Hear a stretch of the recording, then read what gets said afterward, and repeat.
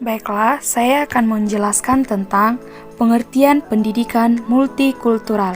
Pendidikan multikultural dapat didefinisikan sebagai pendidikan untuk atau tentang keberagaman kebudayaan dalam merespon perubahan demografis dan kultur lingkungan, masyarakat tertentu atau bahkan dunia secara keseluruhan. Hal ini sejalan dengan pendapat yang mengatakan bahwa pendidikan jangan hanya dipandang sebagai menara gading yang berusaha menjauhi realitas sosial dan budaya. Pendidikan harus mampu menciptakan tatanan masyarakat yang terdidik dan berpendidikan, bukan masyarakat yang hanya mengagungkan prestis sosial sebagai akibat dan kemakmuran yang dialaminya atau keturunan yang diwarisinya.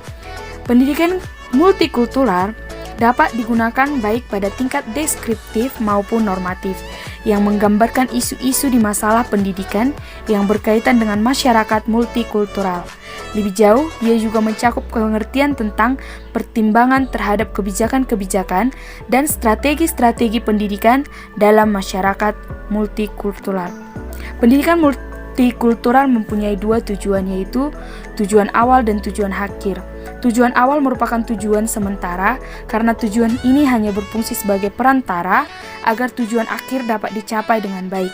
Tujuan awal pendidikan multikultural yaitu membangun wacana pendidikan multikultural di kalangan guru, dosen, ahli pendidik. Pengembangan kebijakan dalam dunia pendidikan, harapannya apabila mereka mempunyai wacana pendidikan multikultural yang baik, maka kelak mereka tidak hanya mampu untuk membangun kecakapan dan keahlian siswa terhadap mata pelajaran yang diajarkannya, akan tetapi juga mampu untuk menjadi transformator pendidikan multikultural yang mampu menanamkan nilai-nilai pluralisme, humanisme, dan demokratis secara langsung di sekolah kepada peserta didik. Selanjutnya adalah perkembangan pendidikan multikultural di Indonesia.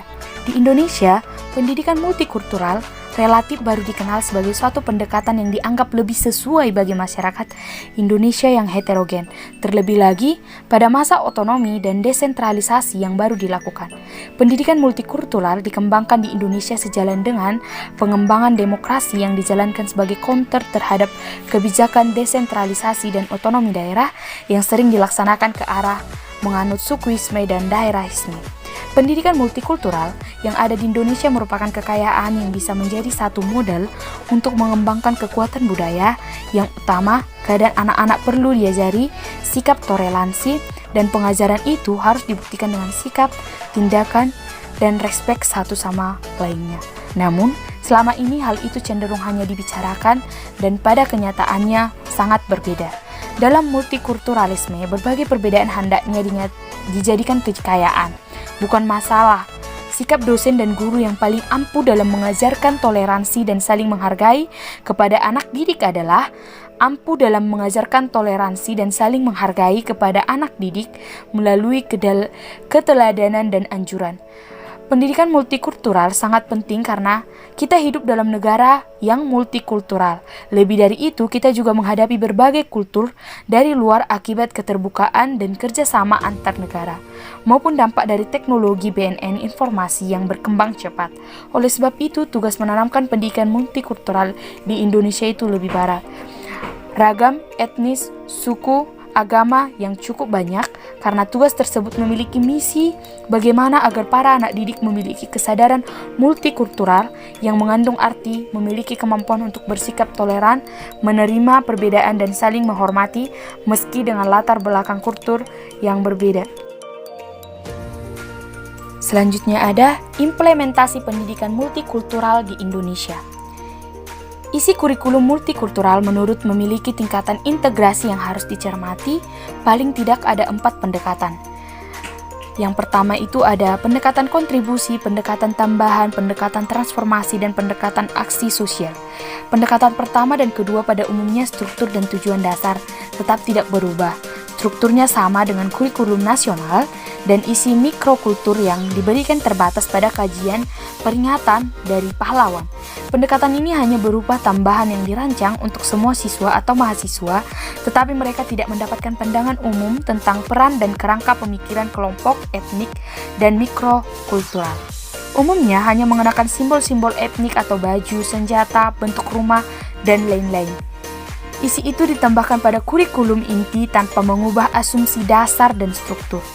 Pendekatan ketiga yaitu transformasi mengubah asumsi dasar dan memungkinkan siswa atau mahasiswa untuk memandang konsep, isu, tema, dan masalah-masalah dari perspektif mikrokultural.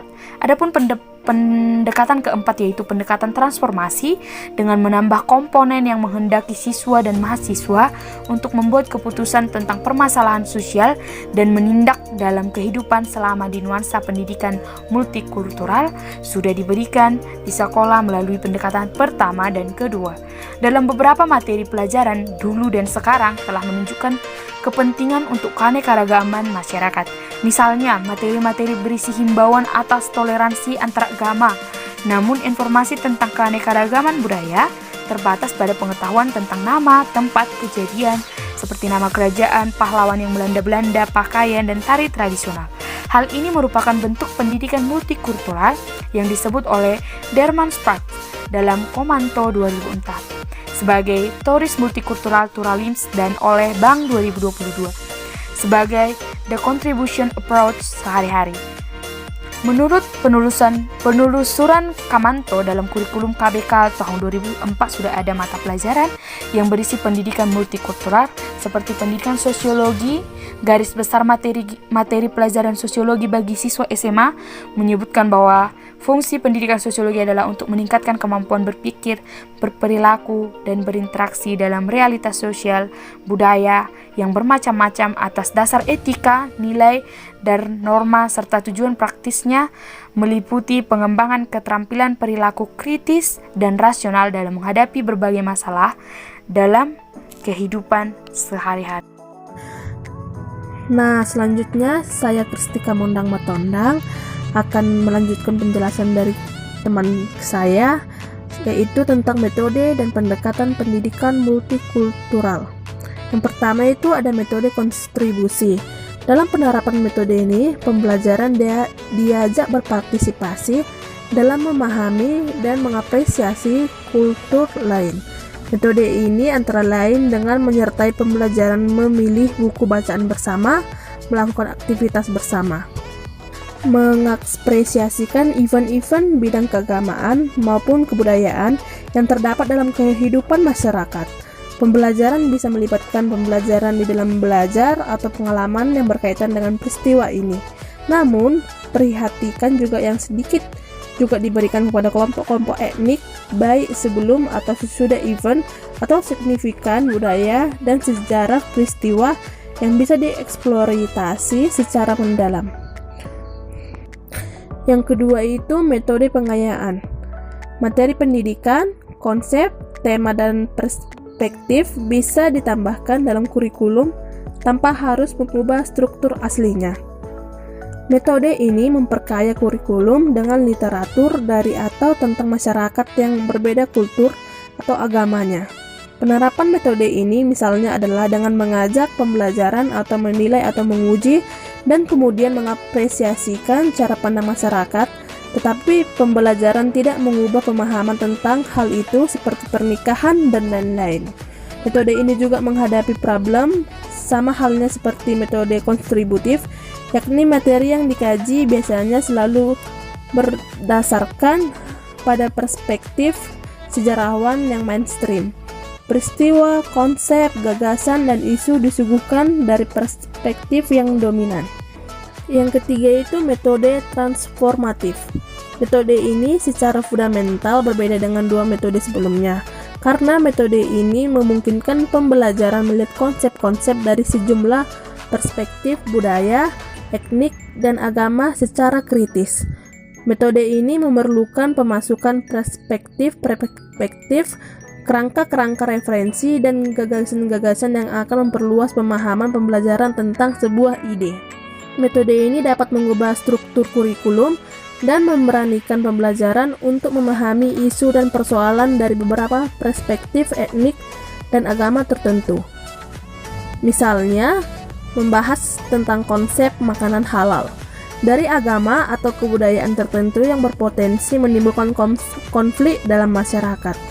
Metode ini menuntut pembelajar mengolah pemikiran kritis dan menjadi prinsip Bhinneka sebagai premis dasarnya.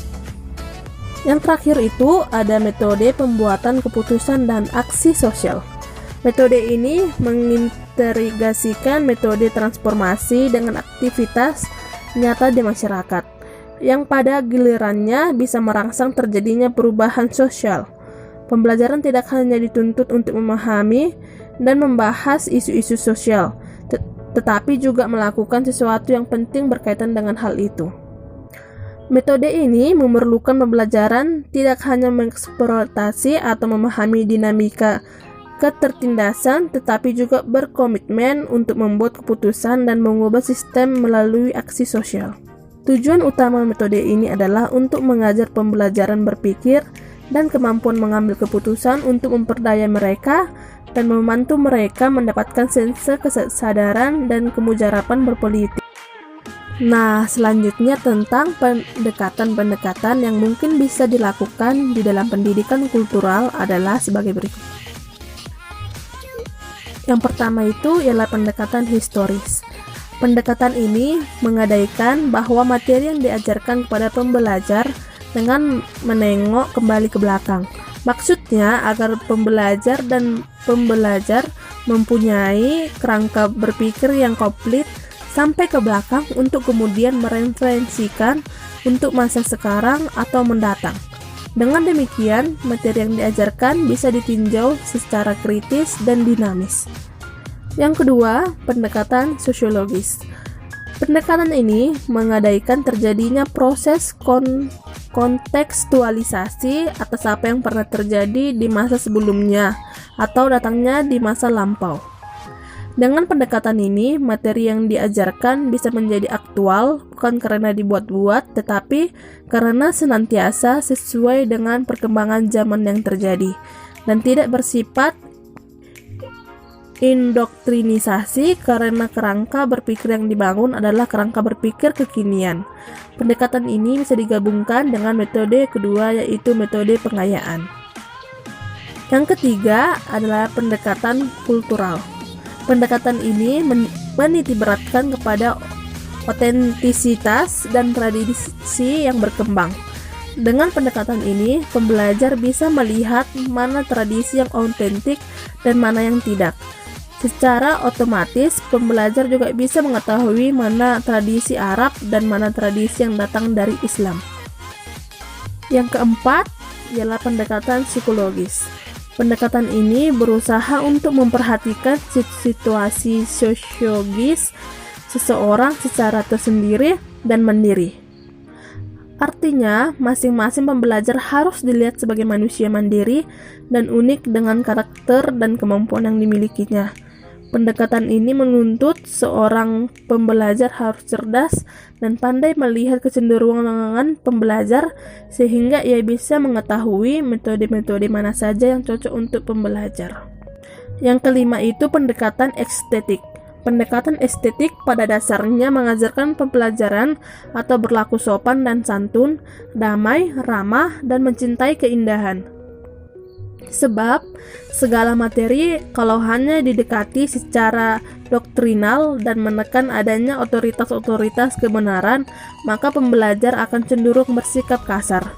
Sehingga mereka memerlukan pendekatan ini untuk mengapresiasikan segala gejala yang terjadi di masyarakat dengan melihat sebagian bagian dari dinamika kehidupan yang bernilai seni dan estetik. Yang terakhir atau yang keenam ialah pendekatan perspektif gender. Pendekatan ini mencoba memberikan penyadaran kepada pembelajar untuk tidak membedakan jenis kelamin, karena sebenarnya jenis kelamin bukanlah hal yang menghalangi seseorang untuk mencapai kesuksesan. Dengan pendekatan ini, segala bentuk konstruksi sosial yang ada di sekolah yang menyatakan bahwa perempuan berada di bawah, laki-laki bisa dihilangkan. Keenam pendekatan ini sangat memungkinkan bagi terciptanya kesadaran multikultural yang di dalam pendidikan dan kebudayaan. Dan tentu saja tidak cukup kemungkinan berbagai pendekatan yang lain. Selama 6 yang disebutkan tadi sangat mungkin untuk diterapkan agar terwujudnya pendidikan yang multikultural di negara kita Indonesia. Selanjutnya akan dilanjutkan oleh teman saya. Baiklah, selanjutnya saya akan melanjutkan presentasi dari kelompok saya, yaitu tentang kelebihan dan kekurangan pendidikan multikultural. Dalam pendidikan multikultural, ada dimensi-dimensi yang harus diperhatikan. Menurut James Black tahun 2003, ada 5 dimensi pendidikan multikultural yang saling berkaitan, yakni sebagai berikut. 1. Mengintegrasikan berbagai budaya dan kelompok untuk mengilustrasikan konsep mendasar generalisasi dan teori pada mata pelajaran. 2. Membawa siswa untuk memahami implikasi budaya ke dalam sebuah mata pelajaran. 3. Menyusun metode pengajaran dengan cara belajar siswa dalam rangka memfasilitasi prestasi akademik. 4. Mengidentifikasi karakteristik ras siswa dan menentukan metode pengajarannya. 5. Melatih kelompok untuk berpartisipasi dalam berbagai kegiatan, berinteraksi dengan seluruh siswa dan staf yang berbeda ras, etnis, dan untuk menciptakan budaya yang akademik. Baiklah, saya akan melanjutkan tentang kekurangan pendidikan multikultural dan solusinya. Mengimplementasikan pendidikan multikultural di sekolah mungkin saja akan mengalami hambatan atau kendala dalam pelaksanaannya. Ada beberapa hal yang harus mendapat perhatian dan sejak awal harus diantisipasi, antara lain sebagai berikut. A. Perbedaan pemaknaan terhadap pendidikan multikultural. Perbedaan pemaknaan akan menyebabkan perbedaan dalam mengimplementasikan multikultural. Sering dimaknai orang hanya sebagai multi etnis, sehingga bila di sekolah mereka ternyata siswanya homogen etnisnya, maka dirasa tidak perlu memberikan pendidikan multikultural pada mereka. Padahal pengertian pendidikan multikultural lebih luas dari itu. H.A.R. Tiller pada tahun 2002 menyatakan bahwa pendidikan multikultural tidak lagi semata-mata terfokus pada perbedaan etnis yang berkaitan dengan masalah budaya, agama, tetapi lebih luas dari itu. Pendidikan ini mencakup arti dan tujuan mencapai sikap toleransi, menghargai keragaman dan perbedaan, menghargai HAM, menjunjung tinggi nilai-nilai kemanusiaan, menyukai hidup damai dan demokratis. Jadi tidak sekedar mengetahui tata cara hidup suatu etnis atau suku bangsa tertentu. B. Munculnya gejala diskontinuitas dalam pendidikan multikultural yang syarat dengan nilai-nilai kemanusiaan dan kebersamaan. Sering terjadi diskontinuitas nilai budaya. Peserta didik memiliki latar belakang sosiokultural di masyarakatnya sangat berbeda dengan terdapat di sekolah, sehingga mereka mendapat kesulitan dalam beradaptasi di sekolah. Tugas pendidikan khususnya sekolah cukup berat, antaranya adalah mengembangkan kemungkinan terjadinya kontinuitas dan memeliharanya serta berusaha menyingkirkan diskontinuitas yang terjadi. Untuk itu berbagai unsur pelaku pendidik di sekolah, baik itu guru, kepala sekolah, staf, bahkan orang tua dan tokoh masyarakat, perlu memahami secara seksama tentang latar belakang sosiokultural peserta didik sampai pada tipe kemampuan berpikir dan kemampuan menghayati sesuatu dari lingkungan yang ada pada peserta didik. Sekolah memiliki kewajiban untuk meratakan jalan untuk masuk ke jalur kontinuitas. C. Rendahnya komitmen berbagai pihak. Pendidikan multikultural merupakan proses yang komprehensif sehingga menuntut komitmen yang kuat dari berbagai komponen pendidikan di sekolah. Hal ini kadang sulit untuk dipenuhi karena ketidaksamaan komitmen dan pemahaman tentang hal tersebut. Berhasilnya implementasi pendidikan multikultural sangat bergantung pada seberapa besar keinginan dan kepedulian masyarakat sekolah untuk melaksanakannya, khususnya adalah guru-guru. Arah kebijakan pendidikan di Indonesia di masa mendatang menghendaki terwujudnya masyarakat madani, yaitu masyarakat yang lebih demokratis, egaliter, menghargai nilai-nilai kemanusiaan dan persamaan, serta menghormati perbedaan. Dan yang terakhir yaitu kebijakan-kebijakan yang suka akan keseragaman. Sudah sejak lama kebijakan atau yang terkait dengan kepentingan pendidikan selalu diseragamkan, baik itu yang berwujud benda maupun konsep-konsep. Dengan adanya kondisi ini, maka para pelaku di sekolah cenderung suka pada keseragaman dan sulit menghargai perbedaan. Sistem pendidikan yang sudah sejak lama bersifat sentralisis berpengaruh pula pada sistem perilaku dan tindakan orang-orang yang ada di dunia pendidikan tersebut, sehingga sulit menghargai dan mengakui keragaman dan perbedaan. Baiklah, poin selanjutnya, tantangan pelaksanaan pendidikan multikultural. Tuntutan utama yang dihadapi adalah bahwa proses penyebaran dan sosialisasi kebijakan pendidikan multikultural dalam kurikulum nasional tersebut perlu melibatkan semua stakeholder yang relevan di tingkat makro dan mikro dalam sistem pendidikan secara menyeluruh.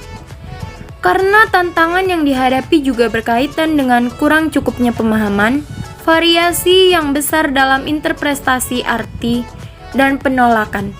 Karena visit dan insert dari berbagai stakeholder lebih-lebih pada era otonomi saat ini. Selain itu, seperti yang diingatkan bahwa tantangan-tantangan yang disebabkan oleh tenaga pengajar yang kurang siap dan kurang memahami multikultural menjadi kendala utama.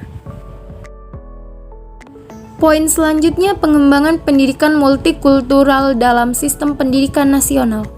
Masyarakat Indonesia adalah masyarakat yang majemuk baik agamanya, bahasa, etnis, maupun budaya. Kemajemukan itu sesungguhnya dapat menjadi kekayaan dan sekaligus kekuatan dalam membangun kehidupan bermasyarakat, berbangsa, dan bernegara.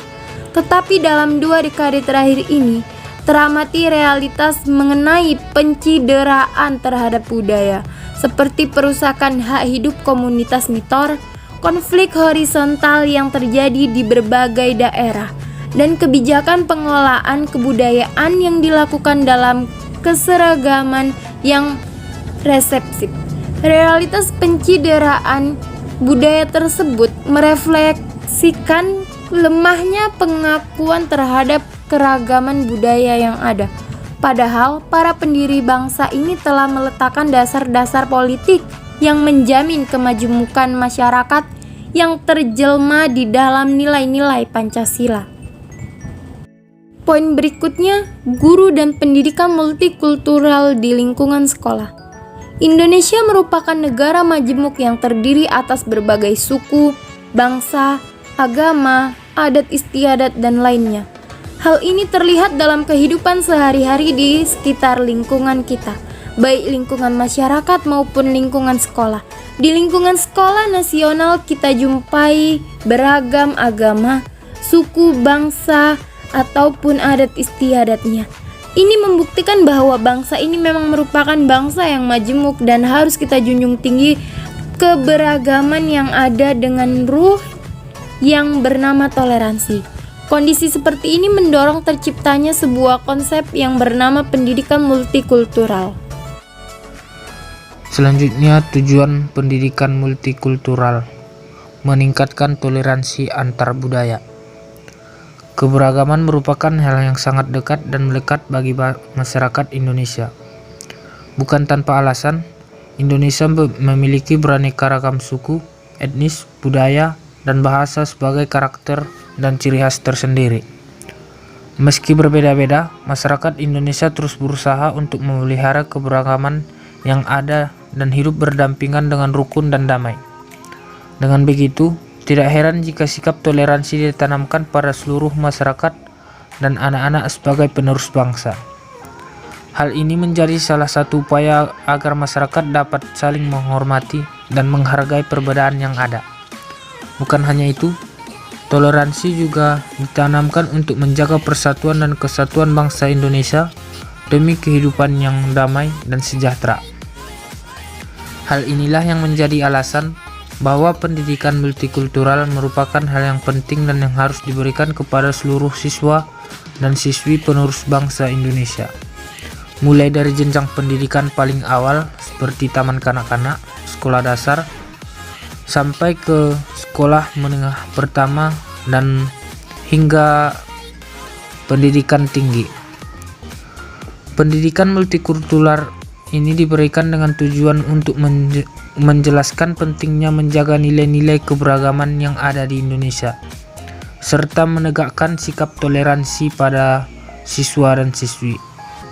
Bukan hanya itu, terdapat beberapa tujuan pendidikan multikultural lain yang memberikan manfaat tersendiri bagi seluruh pelajar di Indonesia.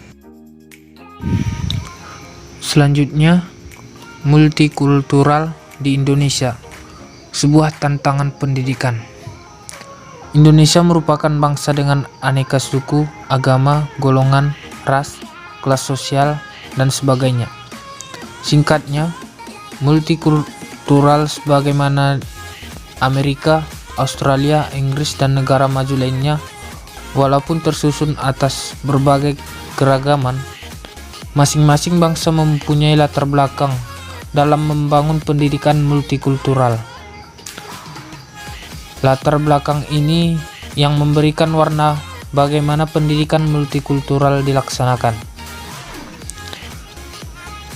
Dalam upaya membangun Indonesia, gagasan multikulturalisme menjadi isu strategis yang merupakan tuntunan yang tidak bisa ditawar lagi. Alasannya adalah bahwa Indonesia merupakan bangsa yang lahir dengan multikultur, di mana kebudayaan tidak bisa dilihat hanya sebagai kekayaan, tetapi harus ditempatkan berkenaan dengan kelangsungan hidup sebagai bangsa. Dalam konteks Indonesia, pendidikan multikultural merupakan keharusan, bukan lagi pilihan. Di dalamnya, pengelolaan keanekaragaman dan segala potensi positif dan negatif dilakukan sehingga keberbedaan bukanlah ancaman atau masalah, melainkan menjadi sumber atau daya dorong positif bagi perkembangan dan kebaikan bersama sebagai bangsa. Indonesia mempunyai keanekaragaman tidak bisa dipungkiri lagi. Harapan bahwa keanekaragaman menjadi kekayaan yang memajukan dan mengembangkan bangsa juga selalu diimpikan, tetapi jurang antara kenyataan dan harapan memang mimpi yang belum tahu kapan akan terwujud. Situasi tersebut bisa kita lihat dalam dua sisi. Yang pertama, dari sisi negatif, pendidikan multikultural penting tetapi terabaikan. Yang kedua, kita lihat di sisi positif, masih terbentang luas pembentukan suatu model pendidikan multikultural Indonesia yang mampu mengolah kekayaan bangsa yang multikultural ini sedemikian rupa sehingga bukan hanya potensi kekayaan melainkan menjadi kekayaan yang dirasakan seluruh anggota masyarakat. Lalu bagaimana sebagai gagasan, ada dua hal yang patut dicermati. Yang pertama, nilai inti pendidikan multikultural itu sendiri. Pendidikan multikultural mengusung minimal 3 nilai penting. Yang pertama, apresiasi terhadap adanya kenyataan pluralitas budaya. Yang kedua, pengakuan terhadap harkat dan hak asasi manusia. Yang ketiga, pengembangan tanggung jawab masyarakat dunia dan pengembangan tanggung jawab masyarakat terhadap planet bumi. Kedua tujuan pendidikan multikultural. Dalam prosesnya, pendidikan multikultural bisa menyasar beberapa capaian penting. Yang pertama, mengembangkan kesadaran diri dari kelompok-kelompok masyarakat.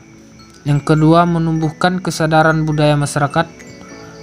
Yang ketiga, memperkokoh kompetensi interkultural budaya-budaya dalam masyarakat.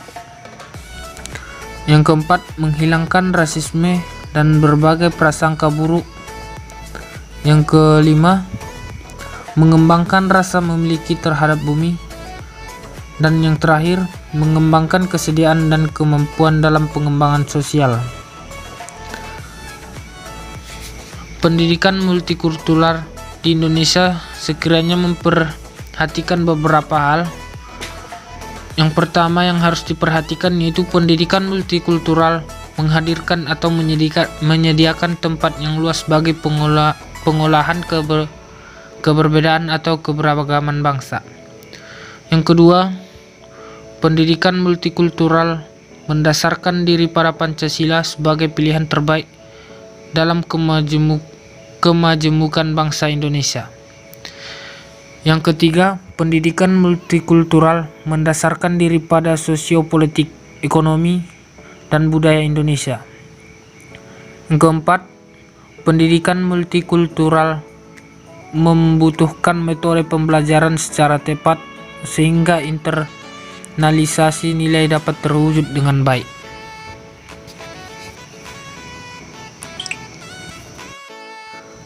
Kesimpulannya, pendidikan multikultural dapat didefinisikan sebagai pendidikan tentang keragaman kebudayaan dalam merespon perubahan demografis dan kultur lingkungan masyarakat tertentu atau bahkan dunia secara keseluruhan. Hal ini sejalan dengan pendapat yang mengatakan bahwa pendidikan jangan hanya dipandang sebagai menara gading yang berusaha menjauhi realitas sosial dan budaya. Pendidikan harus mampu menciptakan tatanan masyarakat yang terdidik dan berpendidikan, bukan masyarakat yang hanya menggunakan prestis sosial sebagai akibat kekayaan dan kemakmuran yang dialami atau keturunan yang diwarisi.